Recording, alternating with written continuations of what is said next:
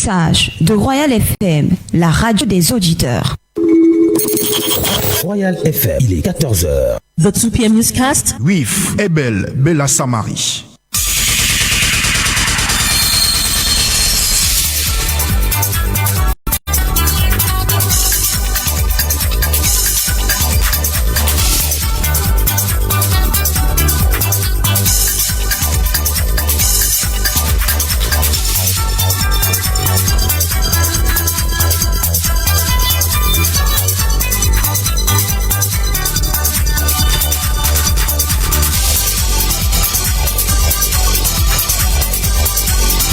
Good afternoon, blessed people. It is Tuesday, April the 20th, 2021. Coming up in this edition. Chad President Idriss Itno is no more. He died fighting against rebels. Details of what happened in this edition of our 2 p.m. newscast, plus the latest information coming from Chad. All in this edition. The truth is that the syllabus have not been completed, and the syllabus cannot be completed in respect with the deadline that the minister has given. Administrative meetings have been held in various schools in order to look for the way forward in order to catch up this program before the exam. And that will be coming up in this edition, where we'll talk about end of course examination fixed for the month of May. How wages are teachers? You got them there in that headline. And in sports, Ben Emmanuel Kun will be here to talk about the European Super League. What is happening in European football? Stay tuned for this and more in this edition of our 2 p.m. newscast. Good afternoon once again. My name is Abel Bela Samari. You are welcome to Royal Afternoon Edition. The 2 p.m. newscast. We open our newscast out of the country and we take you to chat. And to do that is Susan Nayonge, who is joining me in the studio. Good afternoon to you, Susan. Good afternoon, Abel. Susan, as we said in our late story, Chad's President Idriss Itno has died today of wounds while commanding his army against rebel forces in northern Chad. This fight has been ongoing for some days now. And what are the latest updates following the Maréchal's death, Susan? The latest news has it that all the borders from Chad have been closed. President Idriss Deby is reported to have died, succumbing to injuries while commanding his army against rebels in the north of Chad during the North Chad offensive. In the Kanem region, to be precise, this was in the course of the fight against l'Alternance et la Concorde au Chad FACT group that the Maréchal received a series of shots which were fatal, as the intervention from military first aid actions were fruitless. It is the General Azem Bermandoa Aguna, spokesperson of the army, who rendered the information public on his death in the following excerpt. Le chef de l'État, chef suprême des armées, Idriss Deby Itno, vient de donner son dernier souffle en défendant l'intégrité territoriale sur le champ de bataille. C'est avec une profonde amertume que nous annonçons au peuple tchadien le décès ce mardi 20 avril 2021 du maréchal du Tchad. A death which caused great hurt in the heart of the nation Chad. Following Idriss Deby Itno's death, a military transitional council will soon be put forth, and it will be headed by Mahamat Idriss Deby, son of the deceased. He will be in charge of ruling the nation. It should be noted that Marshal Idriss Deby Itno died at the age of 68 and only 24 hours after the announcement of his victory at the presidential elections. Also, following the constitution, in case of a presidential vacancy, the vice president is to assume interim. However, there has been no active prime minister in service in that country. This creates, therefore, some incertitude. As at now, the country is surrounded by armed forces and the country is at risk of instability. Hence, the role of the military council for the next 18 months will be to maintain peace in the territory. Susan Nayonge, Idriss Deby Itno took power from his brain and has been in power out there for close to 30 years. His death is a huge loss for his country. But who was Idriss Deby Itno, Susan?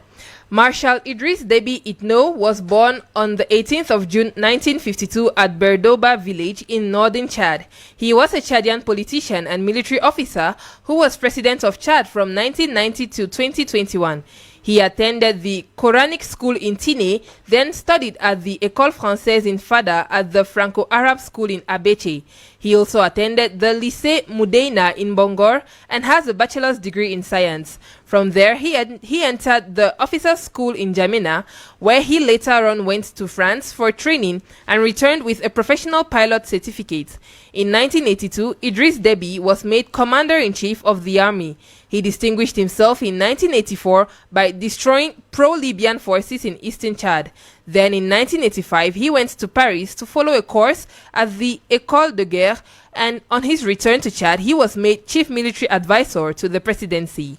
All this occurred during the reign of Hissène Habré, and Deby took over power by leading a rebellion against Habré in December 1990, and he survived various rebellions and coup attempts against his own rules as from that time. He won elections in 1996 and in 2001, and after term limits were eliminated, he won again in 2006, 2011, 2016, and 2021. He was a graduate from Muammar Gaddafi's World Revolutionary Center. He was elected president of the African Union in 2016 and served 1 year in office. Idriss Deby has been married several times and has at least a dozen children. He was a Muslim. He maintained cordial ties with President Paul Biya of Cameroon, and both countries engaged in mutual projects, notably the fight against Boko Haram.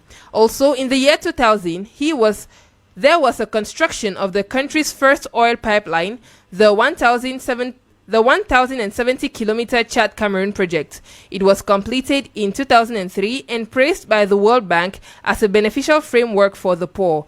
President Idriss Deby will be remembered for his fight to maintain peace and stability for over 30 years in Chad. Thank you very much, Susan Nayonga. We shall be giving you the latest update in Chad as the event unfolds, and we'll take you back to Cameroon.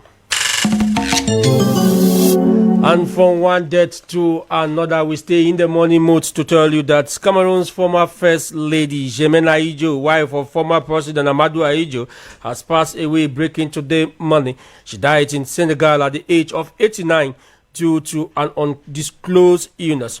To throw more light on the deceased's historical background, our reporter Fimi Crispin spoke with the historian and put together the following report. Born Germaine Habiba in 1932 in Mokolo North region of Cameroon, she had a brilliant educational background as she was awarded a scholarship to France, where she graduated as a state nurse in 1952.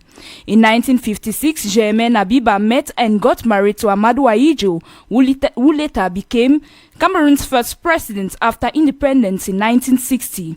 Umeyi Bertrand is a historian. Yeah, I think Madame Germaine Aidjo was a woman who was charismatic and who knew how to influence her husband on certain decisions and influence her husband's collaborators on certain decisions. So I believe that in everything Aidjo did, the construction works, his political endeavor, she was at the forefront, but still at the backstage.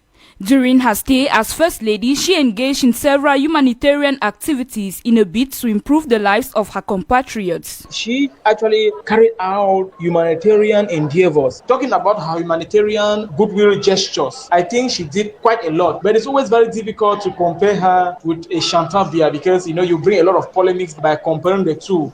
Even though Germaine Aidjo had limited funds to carry out these activities, Umeyi Bertrand says, notwithstanding, she never had enough means as Chantal Biya has today. But with the little she had, Germaine Aidjo actually made good use of the little she had. And people who live at her time, young people who live at her time, know that she was moving from town to town to empower young ladies, to help the physically challenged people and the old. And so may her soul rest in the bosom of the Lord. However, after her husband's resignation from power in 1982, they later settled in Dakar, Senegal to date. May her soul rest in peace.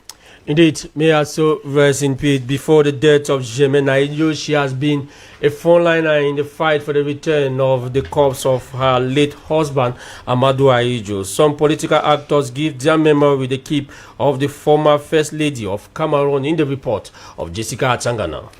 The death has been reported of Cameroon's first ever First Lady Germaine Habiba Aidjo after illness in Dakar, Senegal.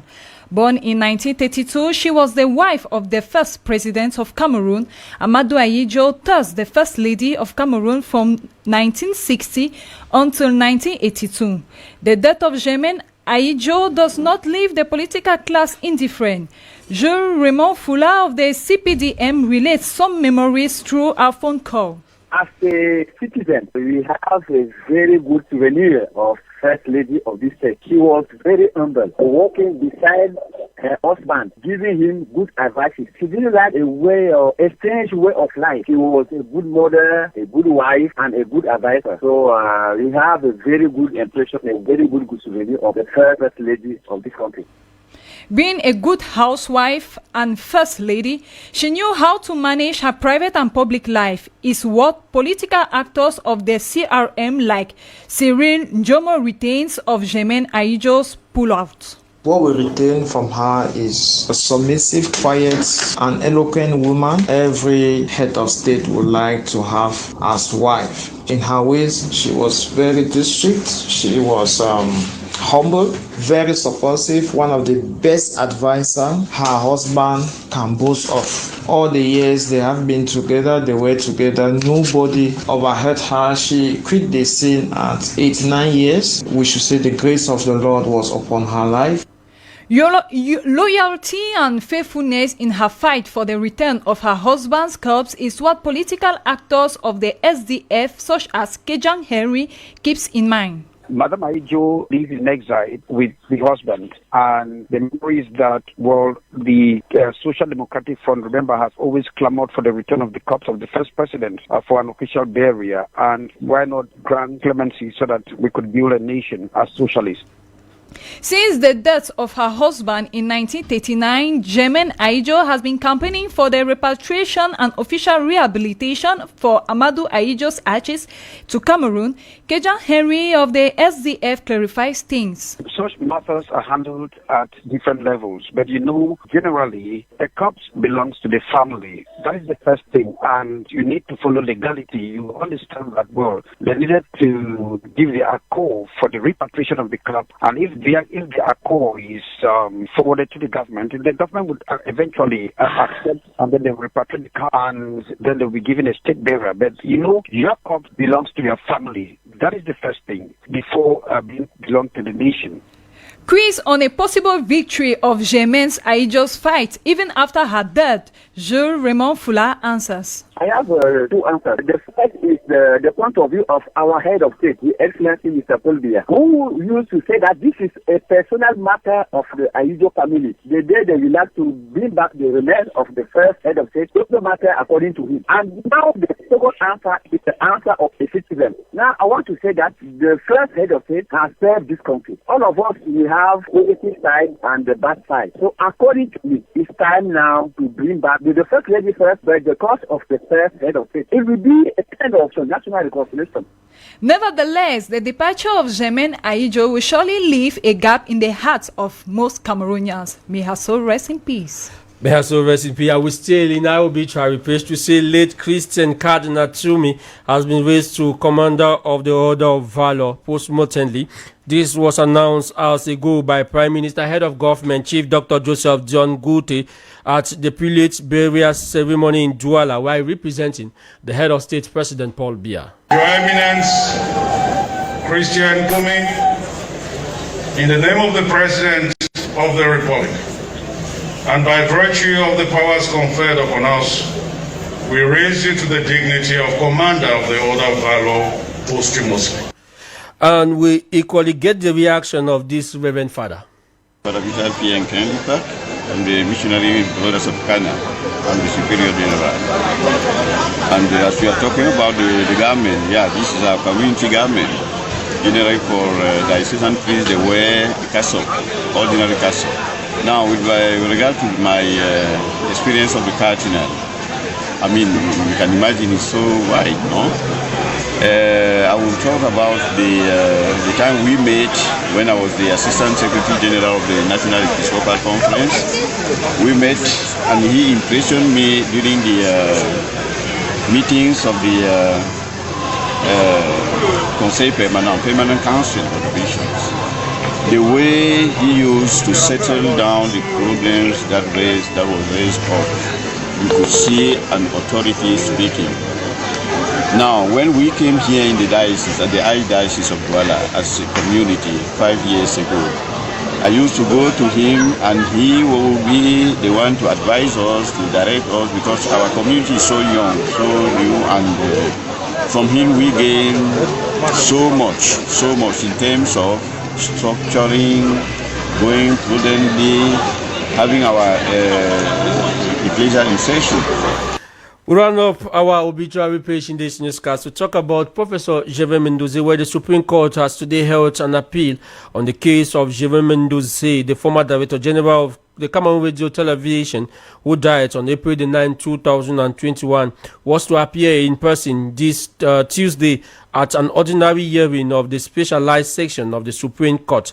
To throw more light on this, Fumi Crispin caught up with Barrister Don Christopher on what the law says when a person dies, when his case is still going on in the court. Take a listen to what the barrister at law had to say. The Cameroonian law does not permit the courts to judge a dead person. If somebody is judged when he's dead, know that the court has not got knowledge of the death of the person. And for the court to stop any proceedings against a suspect or an accused person who has been charged of a very serious crime, the only document needed by law to note that proceedings against that person should be stopped is a death certificate. Once a death certificate has been produced for the accused person, the court immediately evokes Section 62 of the Criminal Procedure Code, which says any person accused or suspected of a crime, immediately he dies, proceeding ends against him. Section 62 of the Criminal Procedure Code. Now, coming to the second question, given that Professor Gervais Mendoze died and there was a criminal action against him and that the matter has been appealed before the Supreme Court, it is only when the death certificate of Professor Gervais Mendoze will be taken to that court that court will stop proceedings against him. The Supreme Court cannot continue proceedings against Mendoze by Section 62 of the Criminal Procedure Code. All action against Mendoze is ended. You are listening to Royal Afternoon Edition, the 2 p.m. newscast coming to you from Royal FM 88.4. Still to come in this newscast, Minister of Secondary Education overturned SDO decision to transfer teachers in the Lekki Division. It's a matter of procedure and administrative competence, because sometimes they'll delegate powers to divisional officers and even governors to manage local transfers of teachers within their jurisdiction. But that attorney was again taken back. Like you got it in that soundbite, Secondary Education Minister Paulina Lova-Leonga has in a communique annulled the transfer and appointment of some teachers by the senior divisional officer of the Lekki Division, Central Region of the country. This ministerial decision brings to light the problem of power tussle in the country and the obtained question on the implementation of the decentralization process in Cameroon. To understand if the SDO or the minister are right in their action, Mapala Zita spoke with an expert in governance and compiled the following report for us. We are talking about decision number 152/AP/JO3/SAAJP of 10th March 2021 by the Senior Divisional Officer of the Lekki, transferring some secondary school teachers within his division. However, a Secondary Education Minister counters the decree instructing all these concerned with the decision to regain their former duty post. Dr. Divine Gua is an expert in governance, and he says it is all about procedure. The procedure is even sometimes funny, because sometimes they'll delegate powers to divisional officers and even governors to manage local transfers of teachers within their jurisdiction. This has gone on for some time at MINISEC, but before the coming of this minister, the attorney to that dispensation was taken from the DOs, the regional delegates, and even sometimes the governor. Our resource persons say Minister Lova-Leonga is sure acting according to what she has on her table. in the period of the former minister, when teachers left Economa, they were dispatched to regions, and the regional delegate, in consultation with the governor and other administrative authorities, took dispensation to post these teachers to various schools, and then they take service and bring their effective presence to them to validate, and then forward to the Ministry for validation. But that attorney was again taken back before the coming of this minister, and so certainly she is implementing what is on her desk.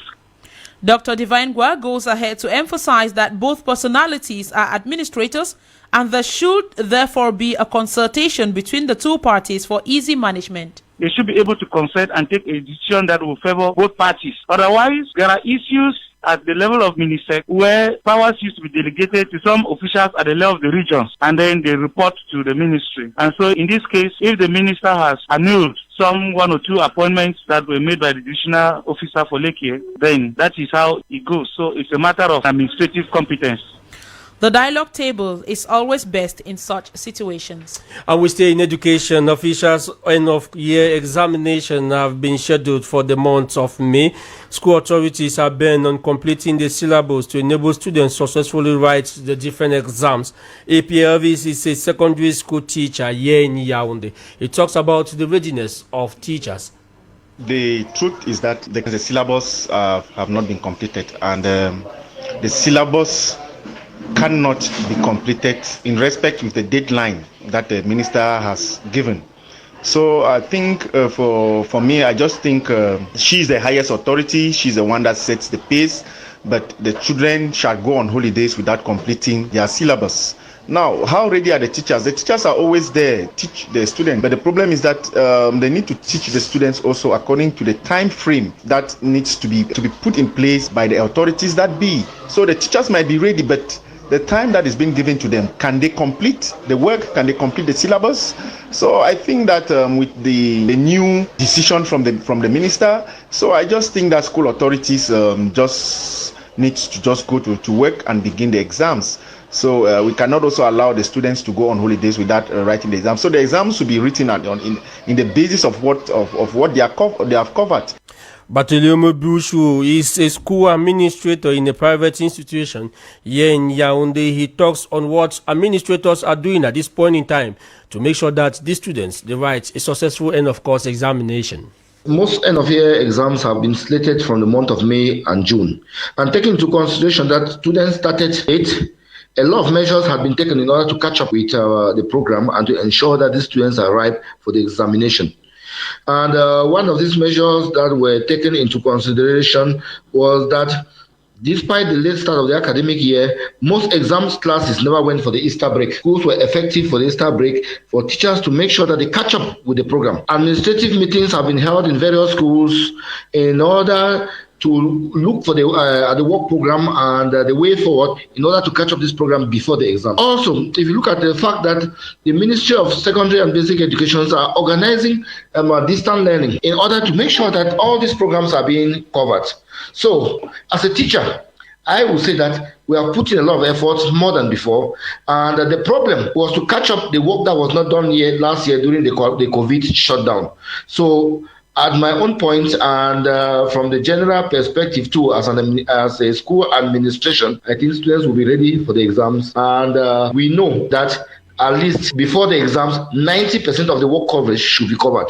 And I bet you, before these exams, I'm sure and I'm confident that all over work has been done and things are being put straight for the work cover to be completed and these students to write the exams hitch-free.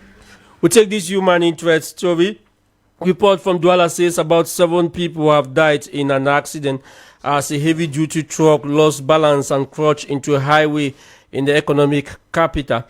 Families of the victim the fatal accident are still counting their losses. We talk environment. In this newscast to say environmentalists in Cameroon have raised concern over the way COVID-19 gadgets are disposed in our environment. Some of these COVID-19 kits require special disposition which are not respected.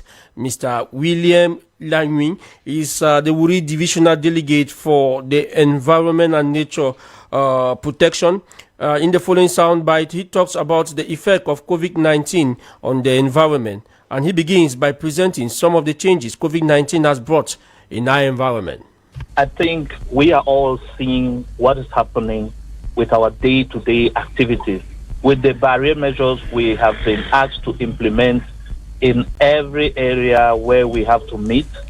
We see that we are obliged to go out with our face mask, which generally at times are single use. We also see that we are required at times to use disinfectants or even chemicals that are used to disinfect the various environments. You see they come and spray. You need to spray at times in some areas. And more we are obliged to do testing of COVID before you travel, or at times testing of COVID in schools and so on, which generate a lot of waste.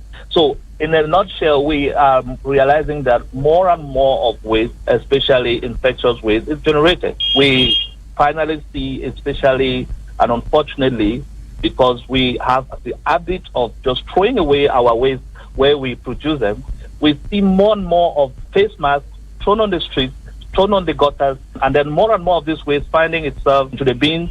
And we could reliably say that we have an increased quantity of waste because we want to avoid being contaminated. Mr. William Lengmi proposed the best way to dispose COVID-19 waste. It is really high time we stop littering waste. We always should endeavor to put our waste in a bin.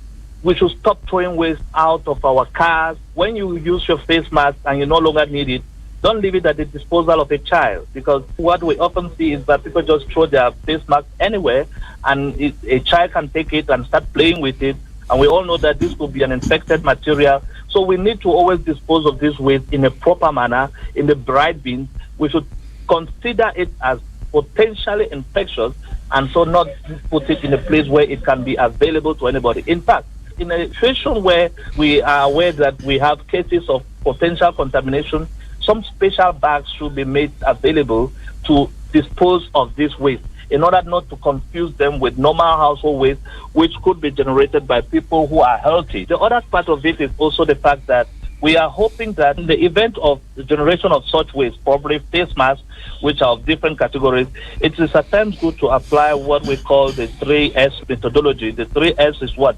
It is always making sure we are sorting and we are segregating, and that we are storing in case we don't yet have immediate way out for disposing of it. We talk sports in this edition of our 2 p.m. newscast, and to do that is Emmanuel Koum, who is joining me in the studio. Good afternoon to you, Emmanuel. Good afternoon, Abel Bela Samari. Emmanuel, the Union of European Football Association, UEFA, has threatened to ban players who would take part in the proposed new European Super League from playing international football. African, which has several players, including amongst the 12 European clubs that have agreed to join, which will be affected with the absence of some of their star players.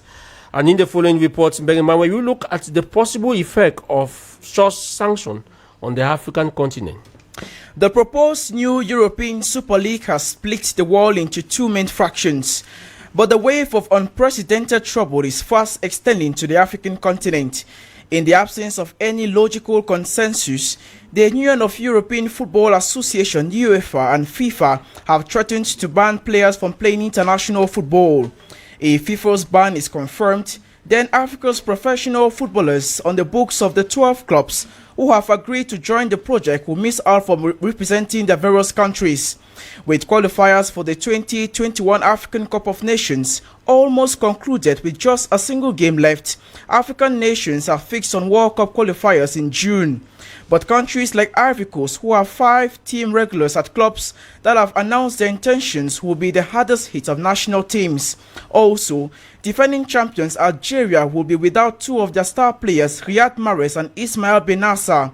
Gabon's Pierre-Emerick Aubameyang, Godfrey Kondogbia of the Central African Republic, Morocco's Achraf Hakimi, and Egypt's superstar Mohamed Salah will all be absent. But what of the 2021 AFCON? Will it be affected? There is no player from Cameroon in action for any of these 12 European clubs, but they could be the victims of circumstances. How would the most celebrated football competition in Africa be staged without some of the continent's brightest talent? And what more of the usual ambience and glamour that comes with staging the continent's premier sporting event. Well, it is not far from being certain whether or not all these worries will fade to reality in future. The European Super League has already attracted wide criticisms, but architects of the project say they won't give up until an agreement with UEFA is attained.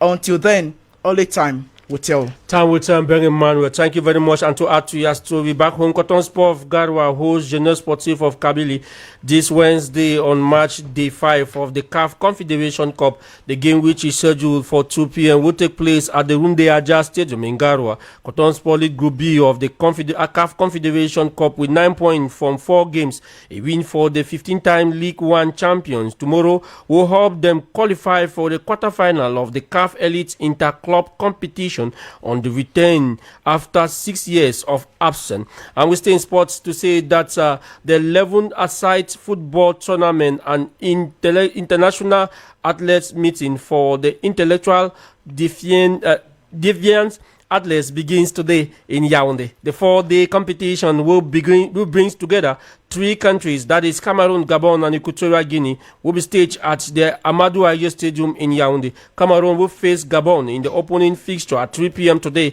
They are represented by 14 athletes, small and 14 athletes, 8 male and 6 female. We'll now welcome Anne Priscille Kupitek, who is here with a summary of this news in the French language. Good afternoon to you, Anne. Good afternoon, Abel Bela Samari. L'ex-première dame du Cameroun, Germaine Aïdjo, est décédée au petit matin ce mardi 20 avril 2021. Âgée de 89 ans, elle s'est éteinte à Dakar de suite de maladie. Opération épervier, la Cour suprême du Cameroun examine le recours du professeur Gervin Mendozé, décédé le 9 avril. Ce recours vise l'annulation de la peine du concerné.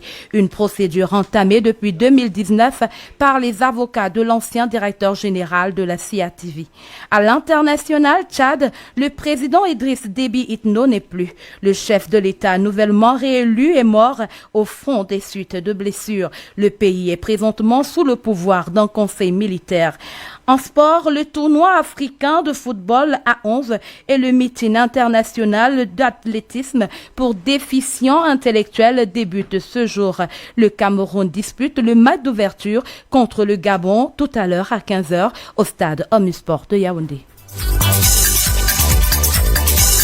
Thank you very much, Kupitek. It is with that summary in the French language that we wrap up this edition of 2 p.m. newscast. More newscasts will be also at 6 p.m. Royal Swahili bilingual version between Jean-Jacques Foucault and Mapala Zita. The team keeping you company this afternoon is made up of Carol Pudanten to Richard Copyright Clark, Romelu Kumesa, sound engineer, Alen Kwekama, video editor on our Facebook page, Royal FM Cameroon. The news was produced by Susan Nayonge with editorial coaching coming from Jean-Pascal Antala. Coordination was done by our own station manager, Bertrand Uuna.